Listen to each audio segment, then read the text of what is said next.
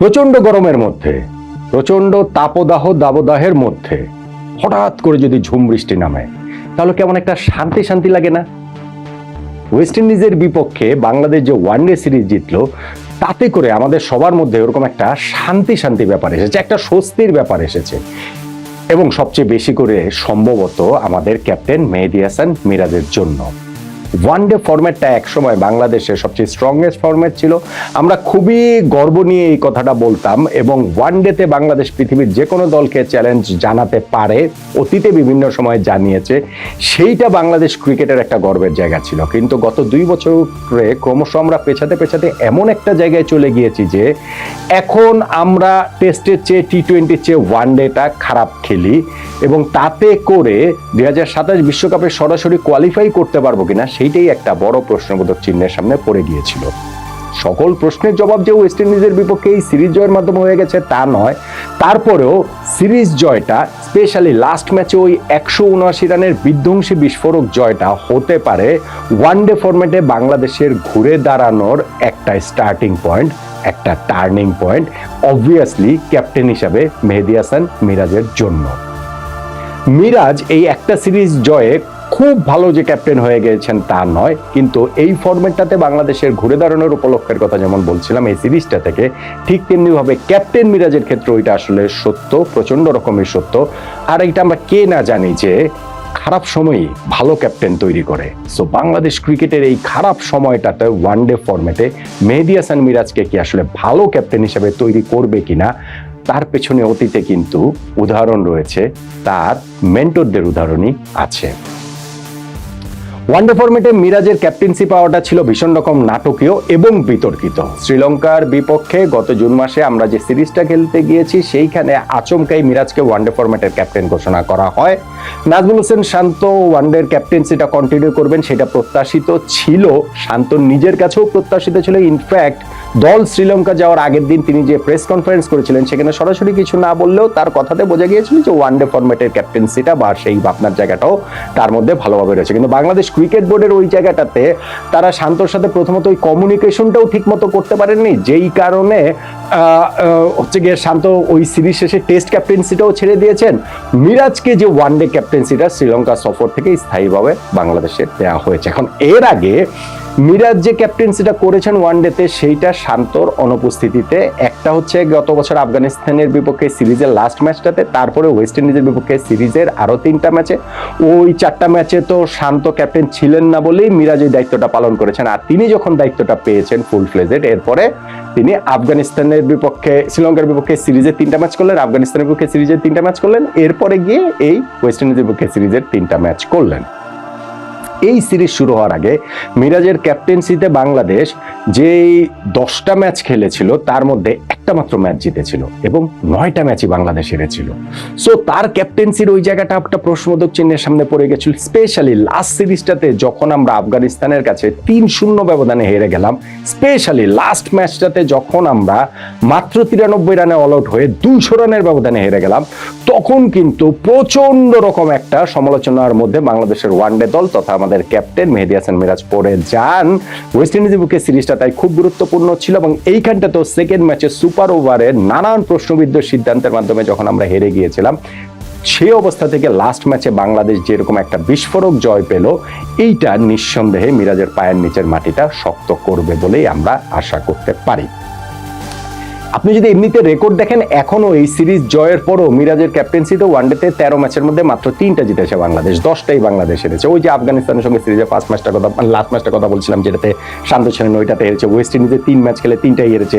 শ্রীলঙ্কাতে যখন স্থায়ী ক্যাপ্টেন হলেন 3 ম্যাচ খেলে 1টা জিতেছে, 2টা হেরেছে। আফগানিস্তানের সঙ্গে 3টাই হেরেছে। আবার ওয়েস্ট ইন্ডিজের সঙ্গে এই সিরিজের 2টা ম্যাচ জিতেছে, 1টা হেরেছে। ফলে সব মিলিয়ে 13 ম্যাচ শেষে 3 জয় এবং 10 হার, এটা আসলে খুব ভালো কোনো কিছুর যে বার্তা দিচ্ছে ব্যাপারটা তা নয়। কিন্তু সর্বশেষ সিরিজটা যখন আমরা জিতেছি, ওই জায়গাটা থেকে একটা আশার জায়গা তৈরি হয়েছে। মিরাজ এই সিরিজ জয়ের পরে প্রেস কনফারেন্সে এসে অনেকগুলো কথাবার্তা বলেছেন এবং সেইখানটাতে তার কণ্ঠে কিছু অভিমানের জায়গাও ছিল যে হ্যাঁ ঠিক আছে, যে দল যখন হারে, দল যখন খারাপ করে সেইটার দায়িত্ব ক্যাপ্টেনের উপরেই এসে পড়ে, কিন্তু দল জিতলে সেইটা আবার পুরো টিম এফোর্ট হিসেবে বিবেচিত হয়। এইটা আসলে পারফর্মিং আর্টের নিয়ম, এইটা হচ্ছে গিয়ে ক্রিকেট ক্যাপ্টেনদের স্পেশাল, এটা ফুটবল ক্যাপ্টেনদের ক্ষেত্রে আপনি দেখবেন না, কিন্তু ক্রিকেট ক্যাপ্টেনদের ক্ষেত্রে এই রিয়েলিটিটা ফেস করতেই হয়। অনেক সময় হয় যে দল ভালো করলে সেই ক্যাপ্টেন ভালো হয়ে ওঠেন, হয়তো অত ভালো ক্যাপ্টেন্সি না করেও, আবার দল যদি খারাপ করে তাহলে খুব ভালো ক্যাপ্টেন্সি করার পরেও ক্যাপ্টেনকে কাঠগড়ায় দাঁড় করানো হয়। এখন এই বাস্তবতা তো এটা ক্রিকেটের বাস্তবতা, এটা মিরাজ কিভাবে অন্য বাস্তবতার সামনে আমাদেরকে দাঁড় করাবেন সেটা তো আর হয় না, সেটা হওয়ার কথা না। ফলে বাংলাদেশ টিমকে লিড করা, বাংলাদেশ টিমকে আবার সাফল্যের ধারায় নিয়ে আসাটা গুরুত্বপূর্ণ। মিরাজ যেমন বলছিলেন যে আমি যখন দায়িত্ব পাই তখনও আমরা র্যাঙ্কিং এর 10 নম্বরে ছিলাম, এখনো আমরা র্যাঙ্কিং এর 10 নম্বরে রয়েছি। তবে এটা নিয়ে সন্তুষ্ট হওয়ার কিছু নেই, কেননা 2027 বিশ্বকাপে সরাসরি কোয়ালিফাই করতে হলে আমাদের র্যাঙ্কিং এর 8-এর মধ্যে থাকতে হবে, আসলে বেসিক্যালি আমাদের 9-এর মধ্যে থাকতে হবে। এখন তো আমরা 10 নম্বরে আছি, সেখান থেকে আমরা 9-এর মধ্যে থাকলেই সেটা হবে। এবং যেহেতু আমাদের সামনের বছর অনেক সিরিজ রয়েছে, সেইখানটাতে আমাদের হোম সিরিজ আছে পাকিস্তানের বিপক্ষে, নিউজিল্যান্ডের বিপক্ষে, অস্ট্রেলিয়ার বিপক্ষে, ভারতের বিপক্ষে, অ্যাওয়ে সিরিজ আছে আমাদের আয়ারল্যান্ডের বিপক্ষে, জিম্বাবুয়ের বিপক্ষে, এবং অবভিয়াসলি আরো কিছু সিরিজ এই জায়গাটাতে বাংলাদেশ ক্রিকেট বোর্ড আয়োজন করবেন, যুক্ত করবেন আমাদের এই এফটিপির মধ্যে।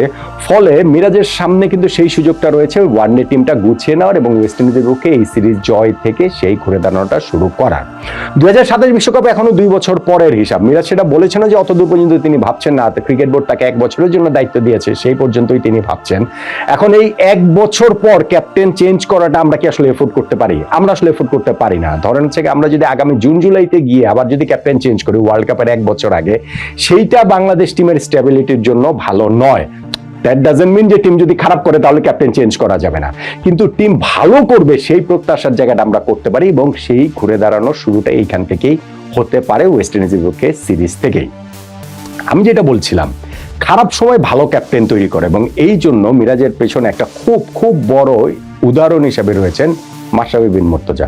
মিরাজ কিন্তু এই ওয়েস্ট ইন্ডিজের পক্ষে সিরিজ জয়ের পরও প্রেস কনফারেন্সে তিনি নিজেই বলেছেন যে তাকে মাশরাফি এবং তামিম ইকবাল, বাংলাদেশের সফল 2 ক্যাপ্টেন, তারা বিভিন্ন রকম সাহায্য করেছেন, তাকে বিভিন্ন সাপোর্ট করেছেন, ফোন করে কথাবার্তা বলেছেন। এইসব সিচুয়েশনে যেহেতু তারা অনেকবারই পড়েছেন, ফলে কিভাবে এখান থেকে দলকে ঘুরে দাঁড়াতে সাহায্য করা যায়, পর্দার আড়ালে থেকে, নেপথ্যে থেকে ফেলো ক্যাপ্টেনের প্রতি, ফেলো কলিগের প্রতি তারা হচ্ছে সেই দায়িত্বটা মাশরাফি তামিমরা পালন করেছেন। আমি যেটা বলছিলাম ইন্সপিরেশনের জায়গা মাশরাফি, সেইটা আসলে কিভাবে দেখেন, আমরা যখন আফগানিস্তানের কাছে ওই সিরিজটা হেরে গেলাম, 3-0 হেরে গেলাম এবং আমাদের হিসাবটা এসে দাঁড়ালো আমরা টানা 4টা সিরিজ হেরেছি, সর্বশেষ 12টা ওয়ানডে ম্যাচের মধ্যে আমরা 11টা হেরেছি এবং মিরাজের ক্যাপ্টেন্সিরই ওরকম অবস্থা, ক্যাপ্টেন্সি রেকর্ডটা। তখন একটা আলোচনাতে আমি করেছিলাম যে বাংলাদেশের ওয়ানডে ক্রিকেটে গত 20 বছরের মধ্যে সেই 2004-5 সালের পর এত খারাপ অবস্থা বোধহয় আর হয়নি। পরে আবার আরেকটা ভিডিওতে সেটা একটু কারেক্ট করে দিয়েছিলাম যে না, 2014 সালে এই অবস্থা ছিল। 2014 সালের কোন সময়টা? 2014 সালের শুরুর অংশটা, যখন আমরা বছরের প্রথম 12টা ওয়ানডে ম্যাচ খেলে 12টাই হেরেছিলাম। আমাদের ক্যাপ্টেন ছিলেন মুশফিকুর রহিম, আমাদের 3 ফরম্যাটের ক্যাপ্টেন ইনফ্যাক্ট মুশফিকুর রহিম ওই সময়টাতে ছিলেন। ফলে আমি যেহেতু ওয়ানডের কথাটা বলছি, সেই বছর আমরা ওয়ানডে সিরিজে শ্রীলঙ্কার কাছে হেরেছি, এশিয়া কাপের সব ম্যাচ আমরা হেরেছি, ভারতের কাছে সিরিজের সব ম্যাচ হেরেছি, ওয়েস্ট ইন্ডিজের কাছে সিরিজের সব ম্যাচ হেরেছি, 12 ম্যাচ খেলে আমরা 12টাই হেরেছি। ফলে বাংলাদেশ ক্রিকেট বোর্ডের একটা সিদ্ধান্ত নিতেই হতো এবং সেই সিদ্ধান্তে তারা ক্যাপ্টেন্সিটা স্প্লিট করে দেন এবং মাশরাফি বিন মুর্তজাকে ওয়ানডে টি20-র ক্যাপ্টেন তারা করে দেন। প্রথমত ওয়ানডে টি20টা আরেকটু পরে হয়েছে। ওই ওয়ানডে ক্যাপ্টেন্সি মাশরাফি নেয়ার পর জিম্বাবুয়ের সঙ্গে যে প্রথম সিরিজটা খেলেছিল সেইখানে 5 ম্যাচের 5টাই বাংলাদেশ জিতেছিল। হ্যাঁ, ঘরের মাটিতে খেলা, হ্যাঁ জিম্বাবুয়ের বিপক্ষে খেলা, কিন্তু যেই দলটা এর আগে বছরে 12টা ওয়ানডের 12টাই হেরেছিল, তাদের জন্য 5 ওয়ানডের 5টা জেতাই কিন্তু বিরাট বড় ঘটনা ছিল। ওইটা ছিল বাংলাদেশ ক্রিকেটের একটা ঘুরে দাঁড়ানোর জায়গা। আমাদের ক্রিকেটের আপনি বলতে পারেন যে সবচেয়ে স্বর্ণ সময়ের শুরুটা হয়েছিল ঠিক ওই সময়টা থেকে, কেননা তারপরেই ওই জিম্বাবুয়ের সঙ্গে সিরিজটা ছিল কত 2014 নভেম্বরে, তারপরে তো 2015 শুরুতেই ফেব্রুয়ারি থেকে আমরা শুরু করলাম হচ্ছে ওয়ার্ল্ড কাপ খেলা এবং সেই ওয়ার্ল্ড কাপে বাংলাদেশ হচ্ছে কোয়ার্টার ফাইনালে খেলে ফেললো। ওয়ার্ল্ড কাপের পর আমরা ভারতের বিপক্ষে সিরিজ জিতেছি, পাকিস্তানের বিপক্ষে সিরিজ জিতেছি, সাউথ আফ্রিকার বিপক্ষে সিরিজ জিতেছি। এরপরে আমরা বছর 2 পরে 2017 চ্যাম্পিয়ন্স ট্রফিতে আমরা সেমিফাইনালে খেলেছি, ফলে ওই যে আমাদের একটা স্বর্ণ সময় ক্রিকেটের শুরুটা কিন্তু হয়েছিল ওই সময়টা থেকে, যখন মাশরাফিকে ক্যাপ্টেন্সিটা দেওয়া হয় এবং কোন প্রেক্ষাপটে দেওয়া হয়, তার আগের 12 ওয়ানডের মধ্যে 12টা হারার প্রেক্ষাপটে দেয়া হয়েছিল। তো ওই প্রচন্ড বাজে সময়টা কি প্রচন্ড ভালো ক্যাপ্টেন তৈরি করে দিয়েছে না মাশরাফির মধ্যে। সো মিরাজের সামনেও কিন্তু সেই সুযোগটা রয়েছে, তিনি খারাপ সময়ের ভেতর দিয়ে গিয়েছেন। আমরা আশা করছি যে এটা শেষ হয়ে গেছে বাংলাদেশ টিমের জন্য। সামনের সিরিজ থেকে, মানে এই সিরিজটা থেকে যেই আমাদের টার্ন অ্যারাউন্ডটা শুরু হলো, এটা কন্টিনিউ করবে আগামী বছর, এবং সেই ক্ষেত্রে ওই সত্যটা আবারও পুনঃপ্রতিষ্ঠিত হবে যে খারাপ সময়ই ভালো ক্যাপ্টেন তৈরি করে। ভালো সময় ভালো ক্যাপ্টেন তো সেটা করতেই পারে, এবং সেটা নিয়ে আলাদা কোনো ক্রেডিটেরও কিছু নেই, কৃতিত্বেরও ওই জায়গায় কিছু নাই, না মানে আর কি অত বেশি করে নাই, কিন্তু যখন প্রচন্ড খারাপ সময় থেকে ঘুরে দাঁড়াতে পারেন, সেইটাই তার ওই ক্যাপ্টেন্সির ক্যালিবারটাও প্রমাণ করে, সেইটাও টিমের ক্যালিবারটা আসলে প্রমাণ করে। সো আমরা আসলে শুধুমাত্র আশাই করতে পারি যে আমাদের এই ক্রিকেটের ওয়ানডে ফরম্যাটের যে খারাপ সময়টা, সেই খারাপ সময়টার শেষের শুরুটা হয়েছে বা শেষ হয়ে গিয়েছে, এখন ভালো শুরুটা আবার নতুন করে হলো ওয়েস্ট ইন্ডিজের বিপক্ষে সেই সিরিজটা থেকে। মেহেদী হাসান মিরাজ যদি এই টিমের মধ্যে তার অথরিটিটা এস্টাবলিশ করতে পারেন, এই টিমটা যদি আক্ষরিক অর্থেই মিরাজের টিম হয়ে উঠতে পারে, ওয়ানডে ফরম্যাটের টিম। এখন যদি 3 ফরম্যাট, আমরা 3 ক্যাপ্টেনে যাবো নাকি 2 ক্যাপ্টেন যাবো, ওগুলো নিয়ে অন্য আলোচনার জায়গা রয়েছে, কিন্তু এই ওয়ানডে ফরম্যাটের ওয়ানডে টিমটা যদি মিরাজের টিম হয়ে উঠতে পারে, সেই ক্ষেত্রেই আমরা আবার সেই ওয়ানডের হারানো গৌরব ফিরে পাবো বলে আশা করতে পারি। আমাদের এই প্রচন্ড দাবদাহের মধ্যে যে ঝুম বৃষ্টিতে যে একটা স্বস্তির জায়গা তৈরি হয়েছে ওয়েস্ট ইন্ডিজের বিপক্ষে এই সিরিজ জয়ের মাধ্যমে, সেই স্বস্তিটা আসলে কন্টিনিউ করবে মিরাজের ক্যাপ্টেন্সিতে। বাংলাদেশ ওয়ানডে ফরম্যাটের ঘুরে দাঁড়ানোটা শুরু হলো, ওই আশাটা আমরা ওয়েস্ট ইন্ডিজের বিপক্ষে সিরিজের পর আবার নতুন করে করতেই পারি। কি বলেন আপনি?